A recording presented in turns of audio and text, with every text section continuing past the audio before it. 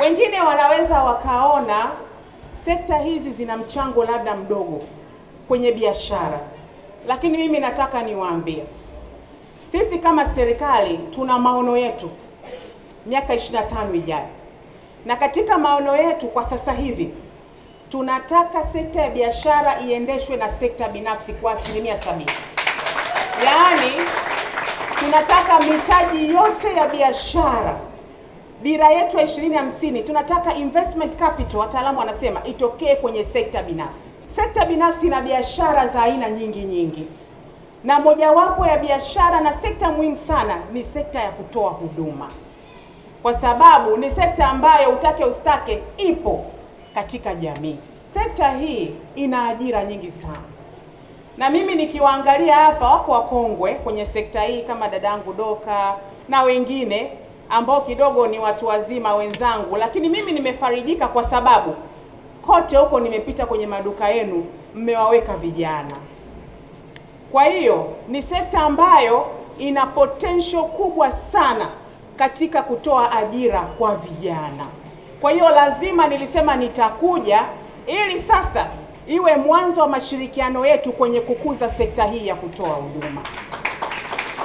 Lakini vile vile tutashirikiana vizuri sana kuhakikisha tunapanua wigo huo, ili kuhakikisha kwamba basi watoa huduma wanakuwa na platform hiyo. Na mojawapo ya namna ya kuadvance sekta ni urasimishaji. Na urasimishaji ndio ajenda ya Mheshimiwa Rais.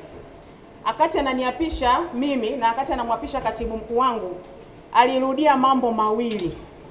Akaniambia, Judy, la kwanza urasimishaji. Kwa sababu kwenye urasimishaji ndipo tunaanza kujenga fursa kwa wafanyabiashara.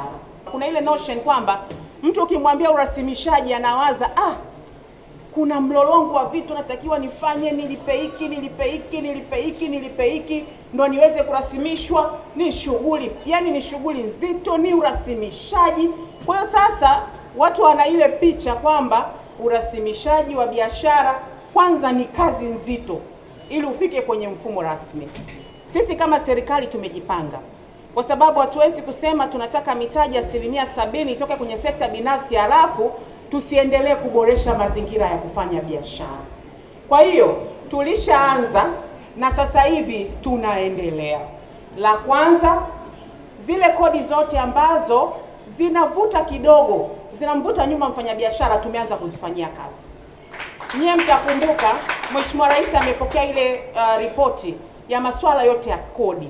Tunaenda kuangalia upya muundo wote wa kodi, kwa sababu ili mfanyabiashara aweze kudumu katika sekta ni muhimu sana kuweza kurasimisha na kurahisisha mazingira ya kufanya biashara. Lakini la pili, tumekubaliana tutapunguza udhibiti na tutaongeza uwezeshaji. Nilisema na ninarudia kusema, tukimkuta mfanyabiashara hana leseni za biashara zake, ili mradi ni biashara halali, hatutamfungia biashara. Tutamsaidia nini afanye ili aweze kuendelea kubaki katika soko. Sisi tunaitambua kwa mahususi sekta hii, tunatambua mchango wake, na vile vile nimekuja na wenzangu wa wizarani, tutawasaidia sasa katika urasimishaji, kwa sababu uzuri taasisi karibia zote ziko chini yetu, chini ya wizara ambayo mimi naisimamia. Lakini vile vile tutawasaidia kuchakata zaidi, kuona sekta hii inachangia kwenye ajira za moja kwa moja kiasi gani, ajira ambazo sio za moja kwa moja kiasi gani, uchumi kiasi gani. Tutaifanya kwa namna ambayo mchango mkubwa kwa sekta hii ndogo iweze kuonekana na uendelee kuimarika.